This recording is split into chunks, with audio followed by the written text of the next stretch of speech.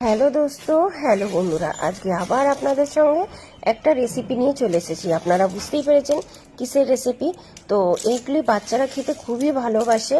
আর আপনারা জানেনই এর আগেও আমি অনেকগুলি রেসিপি আপনাদের বাচ্চাদের সঙ্গে মানে যেগুলি খেতে পছন্দ করে শেয়ার করেছি। কি মাঝে মাঝে দেখবেন ওরা চাহিদা করে কি একটু রেস্টুরেন্টের মতন বাড়িতে একটু কিছু করে দিতে।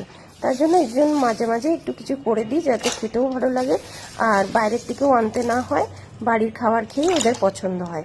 তার জন্য যাই করি আপনাদের সঙ্গে শেয়ার করি। তো এই রেসিপিটাও আপনাদের সঙ্গে শেয়ার করছি।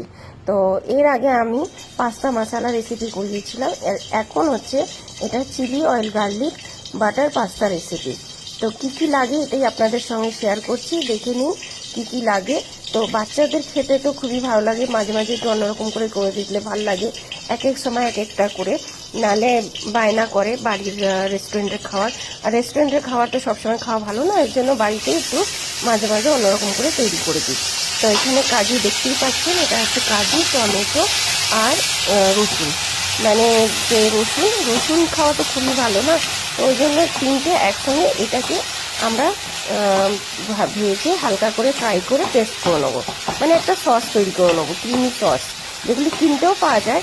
আর এটা আমি কিনি না, আমি বাড়িতেই যখনই হয় এটা তৈরি করে নিই। তো তার জন্য বেশি কিছু লাগেও না, কাজু, টমেটো আর রসুনটা একটু হালকা করে ফ্রাই করে এটাকে এবার আমি পেস্ট করে নেবো। তাহলে দেখবেন একদম ক্রিমি টাইপের একটা সস তৈরি হয়ে যাবে, যেই সসটা আপনারা যাতেই দেবেন তাতেই ভালো লাগবে খেতে। আর এখানে দেখতেই পাচ্ছেন পাস্তা সবারই ভালো লাগে, তাই তো বন্ধুরা। আর এটা হোয়াইট পাস্তা বলুন, পাস্তা মশলা বলুন, না chilli oil garlic butter pasta বলুন, অনেক রকমের পাস্তা তৈরি করা যায়। তো এই দেখুন হয়ে গেছে এটা আমার ভাজা, এটাকে আমি পেস্ট করে নেবো। আর ওইদিকে আমার পাস্তাও বয়েল হয়ে গেছে। আর এখানে দেখুন আমার রেডি মশলা, যেটা আমার ক্রিমি পাস্তার যে মশলাটা, ওটা রেডি হয়ে গেছে। তো এর মধ্যে বেশি কিছু পড়েও নি, কাজু, টমেটো আর রসুন পড়েছে, এটাকে পেস্ট করে নিলাম। এই মশলাটাকেই আমি এর মধ্যে কাজে লাগাবো।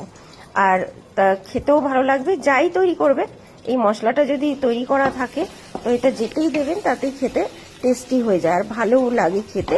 আর রসুনটা তো ভালো খাওয়া, আর কাজুটা বাচ্চাদের পক্ষে মাঝে মাঝে একটুখানি করলে খেতে দিলে ভালোই লাগে খেতে। আর এইটা দেখুন, এটা হচ্ছে শেজওয়ানের চিলি গার্লিক সস চাটনি। তো এটা আপনারা বাড়িতেও করতে পারেন, তো আমার বাড়িতে করে ওঠা হয়নি। এটা টমেটো দিয়ে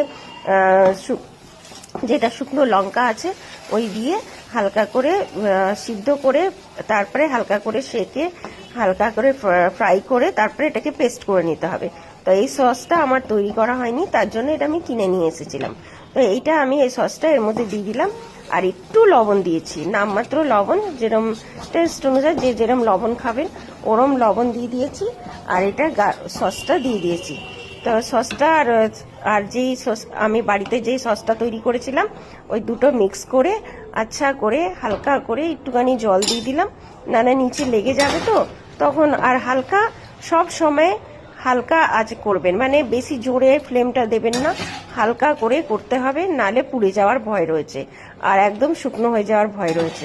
আর এই পাস্তাটা দেখুন বয়েল হয়ে গেছে। আর পাস্তাটা একদম ঝরঝরে টাইপের, বেশি নরমও না বেশি শক্তও না, এরম করে পাস্তা বয়েল করতে হবে। আর এখানে আমি পাস্তাগুলিকে দিয়ে দিচ্ছি।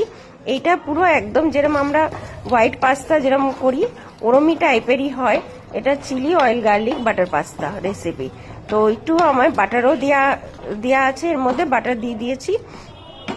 আর একসঙ্গে এটাকে মিক্স করে নেবো। এটা আপনারা তৈরি করে দেখতে পারেন, এটা আপনারা যার সঙ্গে খাবেন তার সঙ্গে ভালো লাগে, খুব বাচ্চাদের ফেভারিট।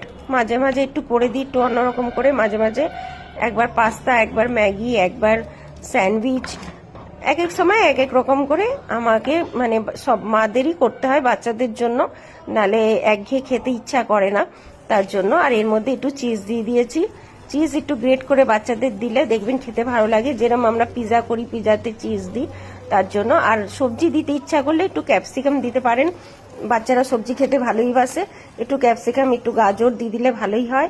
তো এইটা আমি চিলি অয়েলে গার্লিক বাটার পাস্তা করছি বলে কোনো সবজি দিইনি, একদম রেডি হয়ে গেছে দেখুন একদম রেসিপিটা।